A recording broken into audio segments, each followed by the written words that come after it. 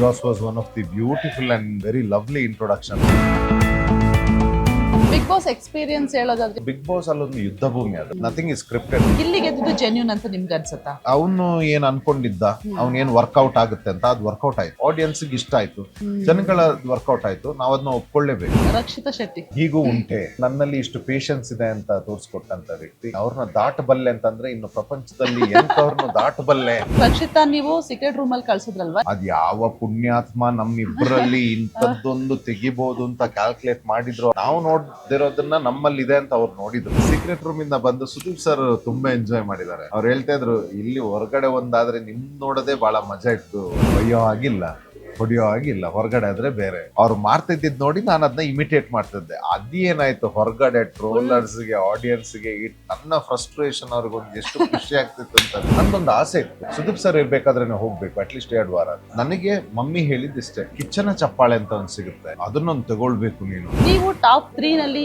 ಇರ್ಬೇಕಾಗಿತ್ತು ಅಂತ ನಿಮ್ಗೆ ಅನ್ಸಿದ್ಯಾ? ಅಂತದ್ನೆಲ್ಲ ಎಕ್ಸ್ಪೆಕ್ಟ್ ಮಾಡೋದಕ್ ಸಾಧ್ಯವೇ ನಮ್ಮ ರಾಜ್ಯದಲ್ಲಿ? ಇವತ್ತು ದುಡ್ಡು, ಇನ್ಫ್ಲೂಯೆನ್ಸ್.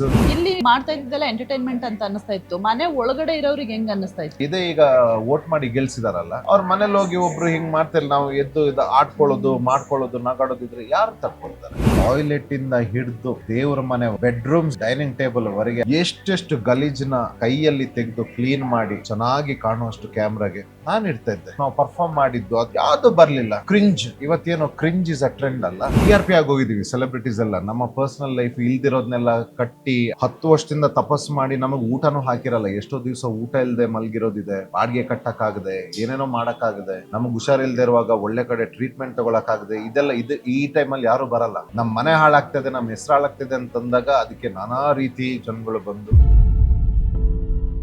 ನಾನು ಇಲ್ದಿರೋದ್ನೆಲ್ಲ ಹೇಳಿ ನಮ್ಮ ತೇಜ ವಧೆ ಮಾಡೋದಕ್ಕೆಲ್ಲ ಬಹಳ ದೊಡ್ಡ ಪ್ರಯತ್ನ ಆಗುತ್ತೆ. ನಾನು ಅದ್ ಏನು ಎತ್ತಂತ ರಿಯಾಕ್ಟ್ ಮಾಡೋದ್ರೊಳಗೆ ಅದೊಂದು ದೊಡ್ಡ ಮೀಡಿಯಾ ಟ್ರಯಲ್ ಆಗುತ್ತೆ. ಯಾಕಾದ್ರಲ್ಲಿ ಅವನ್ನ ಸಿಗಾಕ್ಸಿ ಅವನ ಹೆಸರಾಗ್ಬೇಕು, ಅವ್ನ ಮಾರ್ಕೆಟ್ ಬೀಳ್ಬೇಕು, ಅವನು ಇಷ್ಟು ಎತ್ತರ ಬೆಳಿಬಾರ್ದು. ಮಾಟ ಮಂತ್ರ ಕೃತ್ರಿಮ ಇದೆಲ್ಲ ಮಾಡಿದ್ದಾರೆ. ನಾವು ಬೆಳಿದಿದ್ರು ಪರವಾಗಿಲ್ಲ, ಅವ್ನು ಬೆಳಿಬಾರ್ದು, ಅವ್ರ ನಾಶ ಆಗ್ಬೇಕು. ನಿಮ್ಮ ಲೈಫ್ ಅಲ್ಲಿ ಮರಿಲಾಗದಂತ ನೋವಿಂದು ಇನ್ಸಿಡೆಂಟ್? ಸಹಾಯ ಮಾಡಿರುವಂತ ವ್ಯಕ್ತಿಗೆ ಅವರ ಮನೆ ತಟ್ಟೆಯಲ್ಲಿ ಊಟ ಮಾಡಿ ಅವ್ರಿಗೆ ವಿಷ ಹಾಕುವಂತ ಕಷ್ಟ ಅಂತ ಹೇಳಿದಾಗ, ಲಕ್ಷ ಲಕ್ಷ ರೂಪಾಯಿ ಹಿಂದೆ ಮುಂದೆ ನೋಡಿ ಕೊಟ್ಟಾಗ ಅವರ ಇಡೀ ಕುಟುಂಬನ ಅವ್ರನ್ನ ಹಾಳು ಮಾಡುವಂತ ನೀಚ ಇದು ಮಾಡ್ತಾರಲ್ಲ. ಒಬ್ರಿಗೆ ನಾವು ಒಳ್ಳೇದು ಮಾಡಕ್ ಆಗದಿದ್ರು ಕೆಟ್ಟದ್ ಮಾಡಬಾರ್ದು. ಸುಳ್ಳು ಹೇಳಿ ತನ್ನ ಹೆಣ್ಣು ಅನ್ನೋ ಕಾರಣಕ್ಕೆ ಇವತ್ತು ಕಾನೂನನ್ನ ಮಿಸ್ಯೂಸ್ ಮಾಡ್ಕೊಳ್ತಾ ಇದ್ದಾರೆ. ಯಾರೋ ಬಂದ ತಕ್ಷಣ, ಕಂಪ್ಲೇಂಟ್ ಕೊಟ್ಟ ತಕ್ಷಣ ಒಬ್ಬ ಸೆಲೆಬ್ರಿಟಿ ಅಂದ ಮಾತ್ರಕ್ಕೆ ಅದನ್ನ ರಿಜಿಸ್ಟರ್ ಮಾಡಿ ಟಿವಿಲಿ ದೊಡ್ಡ ಜಾತ್ರೆ ಮಾಡಿ